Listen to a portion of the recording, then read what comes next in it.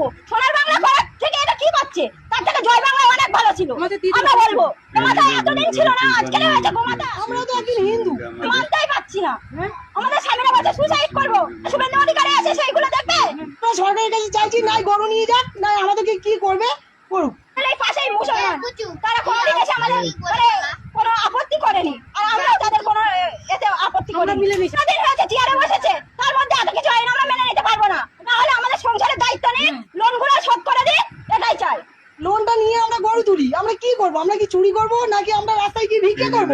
তাই আমরা লোন নিয়ে আমরা গরু বাড়িতে পোষাই করি। লাখ টাকা লোন নেওয়া আছে, জবাব দেবে, এর জবাব সরকারকে দিতে হবে। আর 10 দিন আমাদের এখানে মেলা হয় একটা, সেই মেলাটা আজকে বিগত 10 বছর ধরে হয়ে আসছে। আমরা বিয়ের পরে এসে দেখছি যেখানে একটা মেলা হয় কুরবানির সময়, কিন্তু সেই মেলাটা আজকে নতুন সরকার এসে বন্ধ করে দিয়েছে। এই মেলার উত্তর সরকারকে দিতে হবে, কেন আমাদের এখানে মেলা বন্ধ হয়ে গেছে? অন্যায় বলছে। আমরাও তো হিন্দু না, আমরা মুসলিম, আমরা গোয়ালা ঘোষ, কিন্তু সরকার কেন এই কথা বলছে আমি বুঝতে পারছি না। আমার নাম মিঠু ঘোষ, বামুনিয়া গ্রামে থাকি।